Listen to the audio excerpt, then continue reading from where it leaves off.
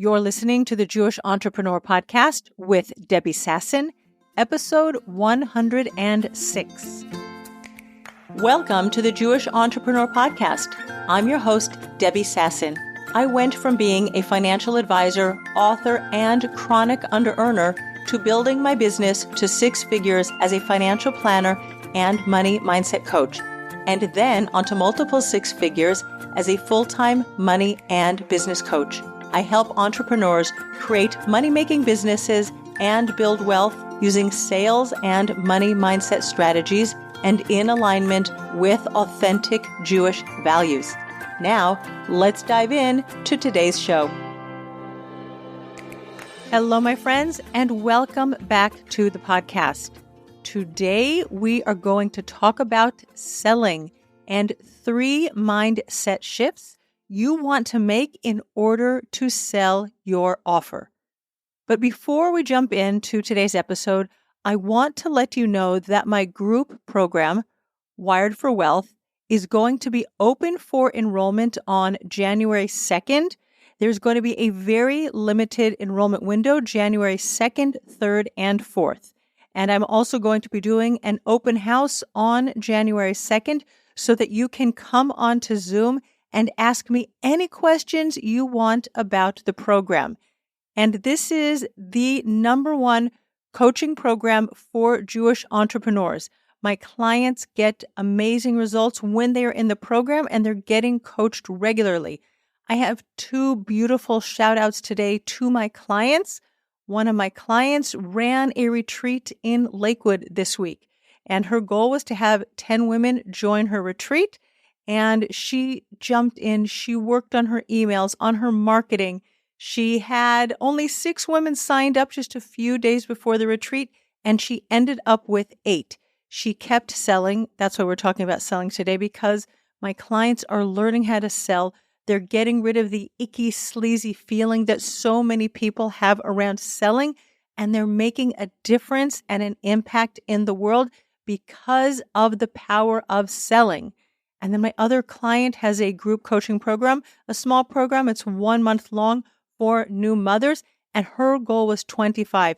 And the same thing, she improved her emails, sent out more emails.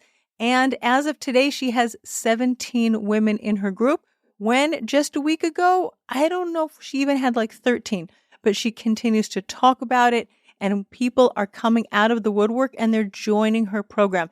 And so I really have to give a shout out. I feel like that Jewish mama, grandma, and I have so much respect for my clients who are doing this work and they're making a difference in the world. And really, it's just nachas for me.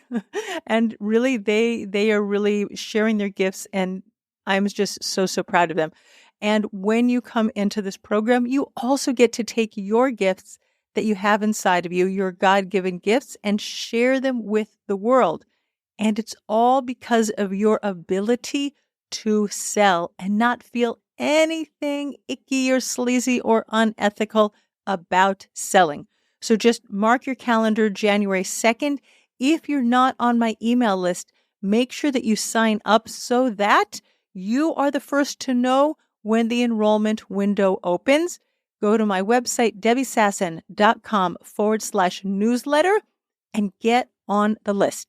And anyway, you get notices of all of the emails I send out with business building tips. There are things that go out in my emails that I don't share on the podcast. So you want to be in there as well. So let's talk about 3 mindset shifts you want to make so that you can sell with confidence without feeling any sort of like pushback in your body about selling. And you really want to adopt these 3 new beliefs about selling. Number 1, people want to be sold to. I know we all have feelings about selling. We think that we don't want to be sold to, that there's something pushy. And it's usually because we have the image in our mind of someone who is too aggressive, too pushy, doesn't give us our own space. We all have that image of a used car salesman in our minds, or a telemarketer who calls you on the phone and just like talks and talks and talks and tries to steamroll you. But here's what I want you to know. When people want something, they need help to either figure out exactly what it is they want or to get them over the hump. Like I think back to, it was probably 3 or 4 years ago, my husband wanted to buy me a gift before Pesach, before Passover. It is customary in Judaism to buy your wife a gift before Passover and before Sukkot. And so we went to the jewelry store. I mean, I'm not a big jewelry person. You might see me on Zoom. I don't wear jewelry a lot of time. It tends to bother me. My watch comes off, my rings come off. The earrings, they don't bother me. They're not in my way. But I'm also the kind of person, I will wear the same set of earrings over and over and over again until they break. And then I have to remember that I have to take them to the jeweler to get fixed. So I'm pretty simple in my jewelry taste, but he really wanted to buy me something. And and that's part of what we do is we let our husbands buy us gifts, right? So we went to the jewelry store and we looked around a little bit and I didn't see anything. But then you know what? We let the jeweler pull different earrings out of the drawer. And what about this? And what about that? What do you think of this? We were looking to buy. We needed the jeweler to show us and recommend and sell us, right, a pair of earrings. And I found the most gorgeous pair of earrings and I wear them every Shabbat. And it's just a beautiful thing that somebody took the time to serve me in this jewelry store and sell me this gorgeous pair of earrings. And now it's also reminds me all the time of the love my husband and I have for each other. And I was also thinking about, have you ever gone into a clothing store and you're looking around? And this happens, unfortunately, too often in the malls in Israel. Oh, well, that there's music like boom, boom, boom music. I don't know why it's not like soft elevator music in so many of the clothing stores here. But if you ever go to a clothing store and you cannot get a salesperson, or a shoe store, right? That seems to be the epidemic. No salespeople in shoe stores, and you want to buy, and there is nobody there to help you. You are looking for someone to sell you a pair of shoes. You are looking for someone to sell you clothing. Maybe you'll find a blouse on the racks and you want to know if there's something similar. Is there a sweater that matches it? Is there a skirt that matches it? You want to be helped. You want to be sold to. And I just want you to remember, when you have been in situations like these where you wanted a service provider to come and serve you and there was nobody to be found or they were apathetic, and you don't want to give your clients that impression that you're apathetic, you don't care. They can come and they can buy from you if they want to. And if they don't want to, that's okay. You don't really have the time of day for them. No, your people, they want to work with you. I want you to get out of your comfort zone and believe that. Believe that your people want to be sold to and show up and sell to them. We make 35,000 decisions a day. Just think about that. You get up in the morning and then your alarm is going to go and you have to decide, do I press the snooze? Do I get out of bed? Do I press the snooze? Do I get out of bed? Let's say you press the snooze, right? And then 5 minutes later, it's going to go off again. And you keep having this game in your head. And then you have to get up. You have to decide what you're going to wear. You have to think about, is it cold outside? Is it warm outside? Do I need a sweater today? Do I need to wear closed shoes? Do I need to wear sandals? There are so many decisions before you've even walked out the door. And if you have kids, you have to help them make decisions on what they want in their school bags. What are they going to eat and not eat today? Just think how many decisions you're making before it's even 10 o'clock in the morning, right? How much milk are you going to put into your coffee? Are you going to froth it if you have a frother? I have a frother. Today I frothed my milk. Most of the time I don't. Too much of a decision. But really think about that. When your clients are reaching out, right? Maybe they book a sales call with you. They've already had to overcome 10 or 15 or 20,000 decisions in the day just to get out of their inertia and book that sales call. That shows you that there is something there that they really want to work with you.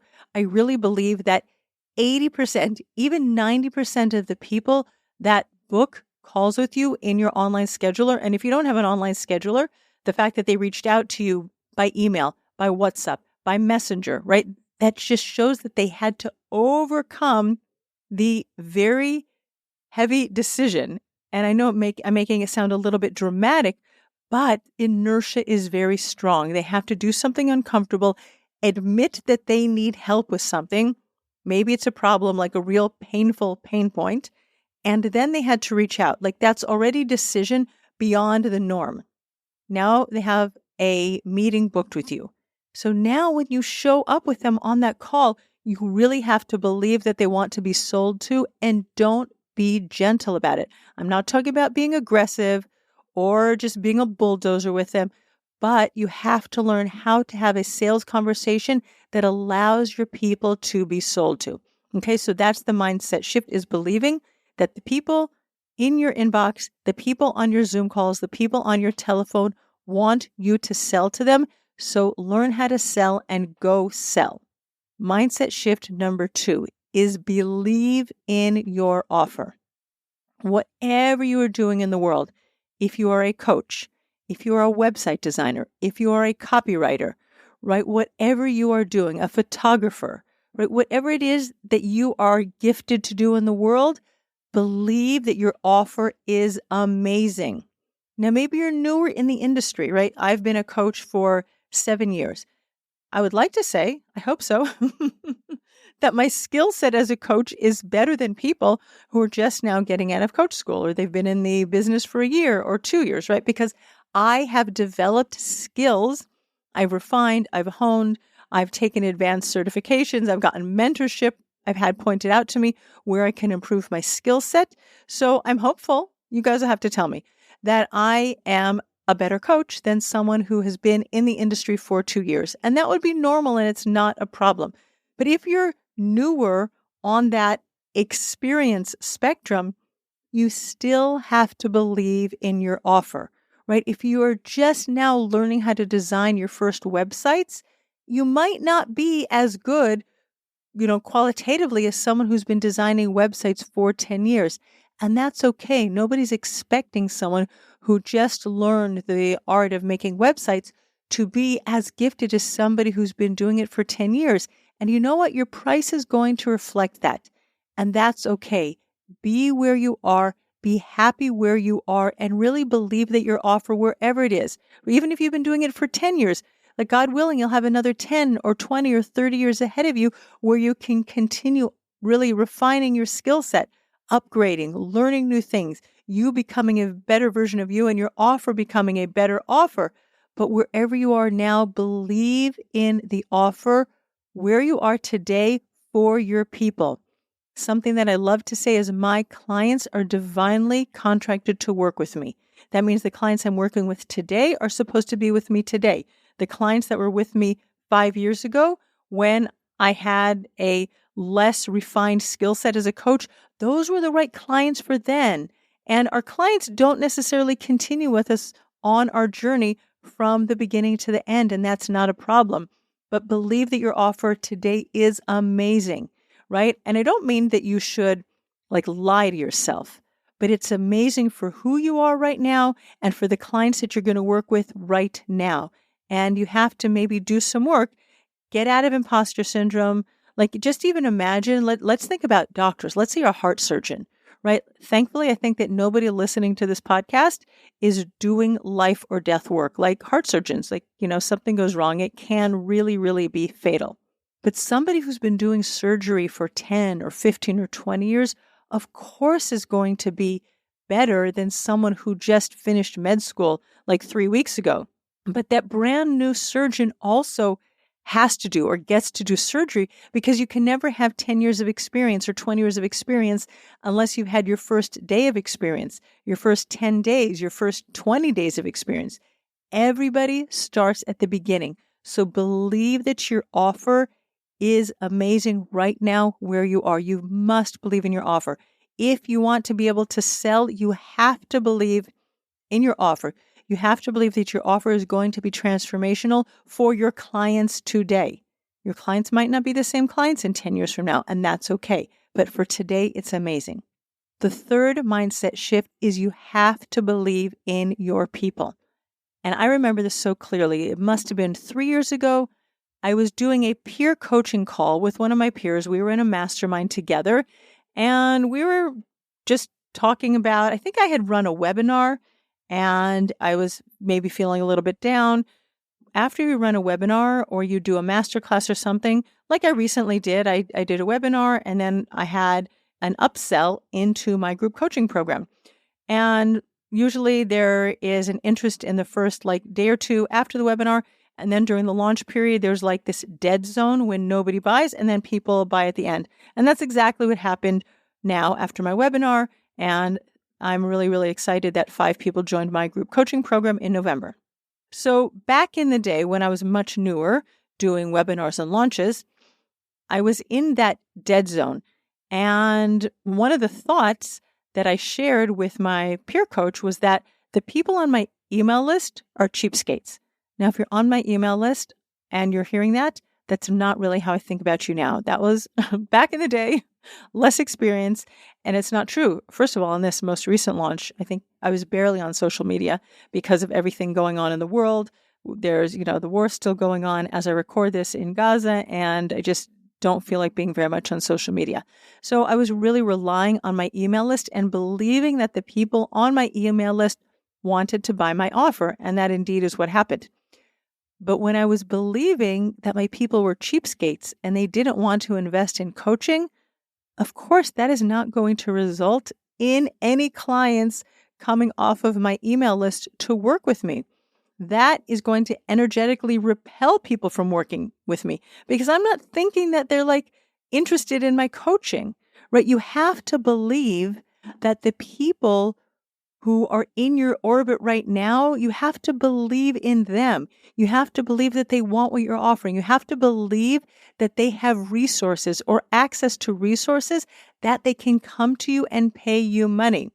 It is a very self-sabotaging belief to think of the people on your email list or in your social media networks, in the Facebook groups where you hang out, people listening to your podcast. It's very self-sabotaging to believe that they're cheapskates and they're not going to work with you. People can just feel that. I didn't understand that back in the day, but now I do understand that energetically, it pushes them away. It repels them. But they somehow, I don't know how it works. It's a very metaphysical thing, but it really, really works. Just like prayer is metaphysical. We really ask God to release the hostages. We ask God to heal us. We give our requests and we put them up into the heavens to the Almighty, and somehow it works. It's all metaphysical. And it's the same thing with the people in your orbit. You have to believe in them. They want to work with you as much as you want to work with them. They want your help as much as you want to help them. You have to believe in your people that they are resourced, they have access to resources, they want what you're offering. And when you're in that frame of mind and you're thinking about your people like they want what I'm offering, how can I sell to them differently so I can get the message across of what I'm selling? So I can talk about the transformation that my clients are going to receive a little bit differently. So I can share my process so that it makes more sense to them, that there's more clarity, right? When you're thinking that they want what you have, and maybe you just aren't explaining it correctly. If you think about a teacher standing up in front of 30 students in a classroom, trying to get a concept across in math, in algebra, in geometry, right? And half of the class gets it and half the class doesn't. The teacher has to rack her brain to explain it a different way so that the other 15 students in the class are going to get it. And so then maybe 7 people got it, and now we still have 8. And so the teacher racks her brain again. How else can I say this so that these other 8 students are going to understand what I'm saying? And that's your job as a business owner, as a service provider, is to think, how can I say what I am selling and offering to people and talk about it in a different way so that the people who want to buy it will be able to raise their hand and say, yes, that is the thing that I know that I want. Thank you for selling it to me like that. All right. So those, my friends, are the 3 shifts that you want to make in your mind when it comes to selling. Number 1, people love to be sold to. Number 2, you have to believe in your offer. And number 3, you have to believe in your people that they want to pay you money and that they want to work with you, and they want to work with you now. All right, my friends, thank you so much for tuning into this week's podcast episode. Again, go to my website, debbiesasson.com/newsletter, and sign up if you're not on the newsletter yet. You want to make sure that you are one of the first people to know when doors open to enrollment for the January 2024 cohort of Wired for Wealth. And I will see you next week on the podcast. Bye-bye for now. Thanks for listening to the Jewish Entrepreneur Podcast. If you want to stop underselling and under-earning and close more sales, you need to clear the limiting money beliefs that are sabotaging your business growth. Head on over to debbiesasson.com/mindset and download my free Money Mindset Workbook. Uncover and dissolve money blocks like hundreds of other entrepreneurs who are now building 6, multi-6, and 7-figure businesses and creating true financial freedom.